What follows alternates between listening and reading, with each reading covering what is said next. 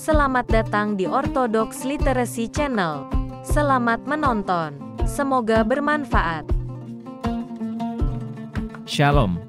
Hari ini, tanggal 19 Januari kalender sipil, atau tanggal 6 Januari kalender gereja, umat Ortodoks merayakan perayaan Epifani atau Theophany.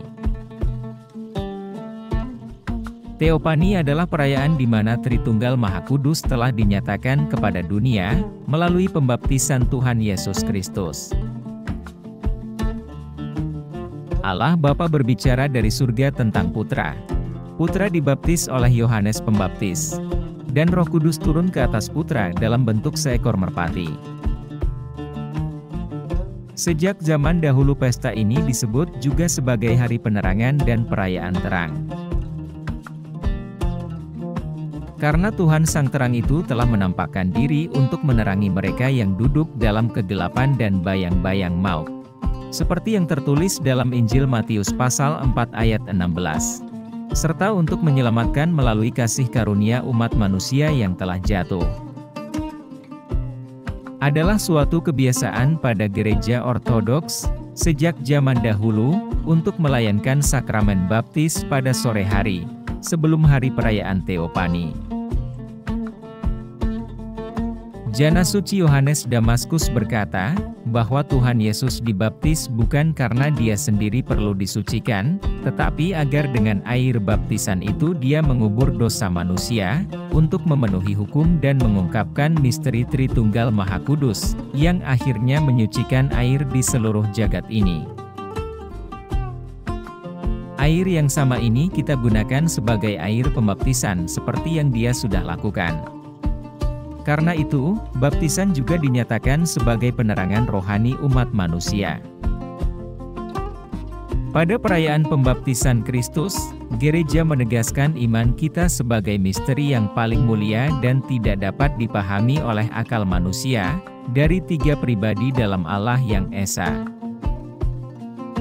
Hal itu mengajarkan kita untuk mengakui dan memuliakan Tritunggal Maha Kudus, satu dalam zat hakikat dan tak terpisah, sebagai yang sama-sama dihormati. Ini menyingkapkan dan meruntuhkan kekeliruan ajaran semu kuno, yang mencoba dengan akal dan istilah manusia untuk menjelaskan pencipta dunia. Gereja menunjukkan perlunya sakramen baptis bagi orang percaya di dalam Kristus, dan itu mengilhami rasa syukur kita yang mendalam atas pencerahan dan pemurnian sifat keberdosaan kita. Gereja mengajarkan bahwa keselamatan dan penyucian kita dari dosa hanya dimungkinkan oleh kuasa kasih karunia Roh Kudus. Oleh karena itu, kita perlu memelihara dengan layak karunia-karunia baptisan suci ini, menjaga kebersihan pakaian yang tak ternilai ini. Tentang pembaptisan dikatakan sebagai berikut. Karena kamu semua, yang dibaptis dalam Kristus, telah berjubahkan Kristus. Galatia 3 ayat 27. Kristus memperkenalkan dirinya kepada semua orang bukan saat ia lahir, melainkan saat ia dibaptis. Sebelumnya dia tidak dikenal orang, dan semua orang tidak mengenal dia.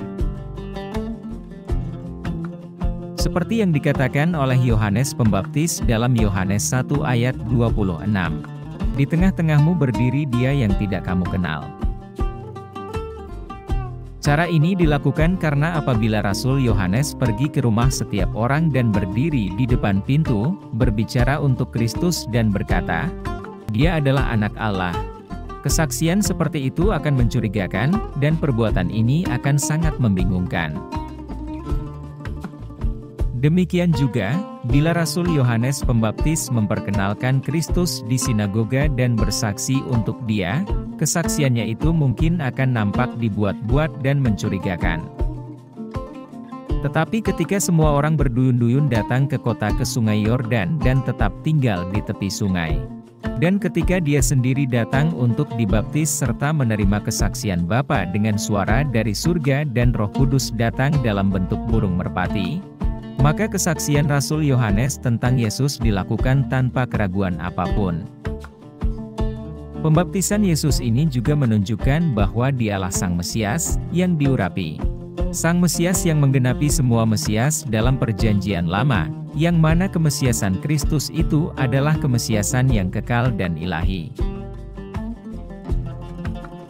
Penjelasan lebih lanjut mengenai teofani dapat Anda lihat pada link di bawah ini. Terima kasih sudah menonton. Jangan lupa subscribe, like, komen, dan share. Sampai jumpa pada video-video kami selanjutnya. Tuhan memberkati.